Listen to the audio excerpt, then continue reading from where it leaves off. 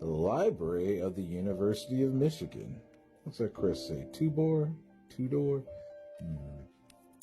Now, in my searches, I wind up finding some pretty astounding stuff, but who knew, right? Let's read this. Treasury Department, Marine Hospital Service, Annual Report of the Supervising Surgeon General of the Marine Hospital Service of the United States for the fiscal year 1893. Washington Government Printing Office, 1894. Treasury Department, okay, Office of U.S. Marine Hospital Service. Marine Hospital Service, 1798, U.S. 1871. Yep. All right. Oh, there we go. All right. So check this out. The things you find in these random books, you would never think to look in them. You'd never think to look in them. Let's see here. The Marine Hospital Service, character, nationality, and number of immigrants. 1,414 immigrants left this city for the United States between July 10th and July 31st, 1893, of which 564 went by the Anchor Line steamships and 850 by the Allen Line. Okay.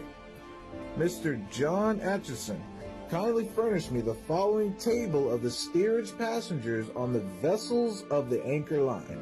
Nationality: Russians, British, Italians, Hungarians, Germans, Austrians, Scandinavians. I requested the Allen Line to give me the same data, but they replied they kept no record of their steerage passengers and were therefore unable to tell me their nationality. The proportion of continental immigrants carried by them is, however, much greater than shown in the above table. Most of these foreigners are Jews. They are a dark, swarthy race with long, black, unkempt hair. The clothes they have on are invariably old and dirty, and the people themselves are never clean, not even their hands and faces. Many of these Jews will not eat food prepared by Christians. If they cannot get their own food on the ship, they will starve themselves or eat so little as to make themselves liable to infection from the germs of any disease with which they may come in contact.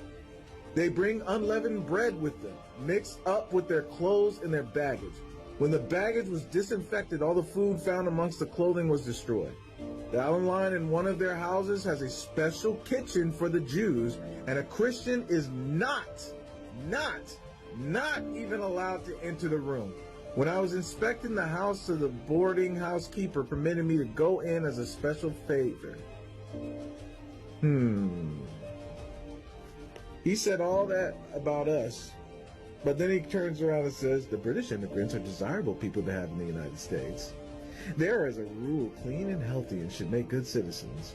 Most of them go as second cabin passengers to avoid the trouble of passing through the immigration office in New York, and also to keep from mixing with the continental immigrants on the steamer. You want to know another interesting thing in this book?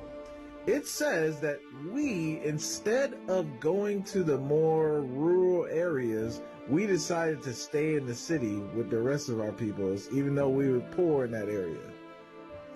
Yeah, that's in here. Amazing what you find in